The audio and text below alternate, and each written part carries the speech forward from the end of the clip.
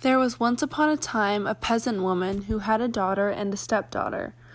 The daughter had her own way in everything, and whatever she did was right in her mother's eyes.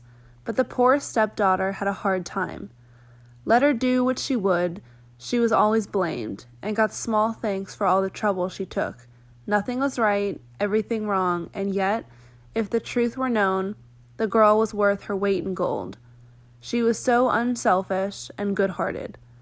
But her stepmother did not like her, and the poor girl's days were spent in weeping, for it was impossible to live peacefully with the woman. The wicked shrew was determined to get rid of the girl by fair means or foul, and kept saying to her father, "Send her away, old man, send her away, anywhere so that my eyes shan't be plagued any longer by the sight of her, or my ears tormented by the sound of her voice. Send her out into the fields, and let the cutting frost do for her."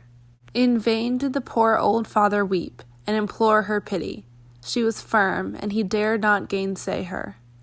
So he placed his daughter in a sledge, not even daring to give her a horse cloth to keep herself warm with, and drove her out onto the bare, open fields, where he kissed her and left her, driving home as fast as he could, that he might not witness her miserable death. Deserted by her father, the poor girl sat down under a fir tree at the edge of the forest and began to weep silently. Suddenly she heard a faint sound. It was King Frost, springing from tree to tree and cracking his fingers as he went. At length he reached the fir tree beneath which she was sitting, and with a crisp, crackling sound he lighted beside her, and looked at her lovely face.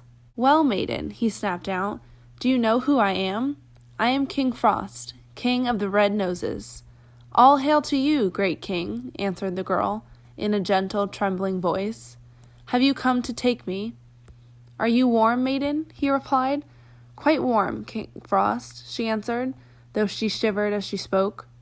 Then King Frost stooped down and bent over the girl, and the crackling sound grew louder, and the air seemed to be full of knives and darts, and again he asked, "Maiden, are you warm? Are you warm, you beautiful girl?" And though her breath was almost frozen on her lips, she whispered gently, "Quite warm, King Frost."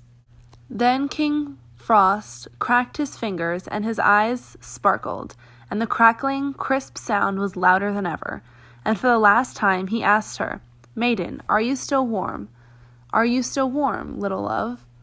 And the poor girl was so stiff and numb that she could just gasp, "Still warm, O king." Now her gentle, courteous words and her uncomplaining ways touched King Frost, and he had pity on her, and he wrapped her up in furs and covered her with blankets, and he fetched a great box in which were beautiful jewels and a rich robe embroidered in gold and silver, and she put it on, and looked more lovely than ever. And King Frost stepped with her into his sledge with 6 white horses. In the meantime, the wicked stepmother was waiting at home for news of the girl's death, and preparing pancakes for the funeral feast. And she said to her husband, "Old man, you had better go out into the fields and find your daughter's body and bury her." Just as the old man was leaving the house, the little dog under the table began to bark, saying, "Your daughter shall live to be your delight. Her daughter shall die this very night." "Hold your tongue, you foolish beast," scolded the woman. "There's a pancake for you, but you must say, 'Her daughter shall have much silver and gold. His daughter is frozen quite stiff and cold.'" But the doggie ate up the pancake and barked, saying, "His daughter shall wear a crown on her head. Her daughter shall die unwooed, unwed." Then the old woman tried to coax the doggie with more pancakes and to terrify it with blows, but he barked on it, always repeating the same words. And suddenly the door creaked and flew open, and a heavy chest was pushed in, and behind it came the stepdaughter, radiant and beautiful, in a dress all glittering with silver and gold. For a moment the stepmother's eyes were dazzled. Then she called to her husband, "Old man, yoke the horses at once into this sledge, and take my daughter to the same field, and leave her on the same spot exactly." And so the old man took the girl and left her behind the same tree where he had parted from his daughter. In a few minutes, King Frost came past, and, looking at the girl, he said, "Are you warm, maiden?" "What a blind fool you must be to ask such a question," she answered angrily. "Can't you see that my hands and feet are nearly frozen?" Then King Frost sprang to and fro in front of her, questioning her, and getting only rude, rough words in reply, till at last he got very angry, cracked his fingers, and froze her to death. But in the hut, her mother was waiting for her return, and as she grew impatient, she said to her husband, "Get out the horses, old man, to go and fetch her home, but see that you are careful not to upset the sledge and lose the chest."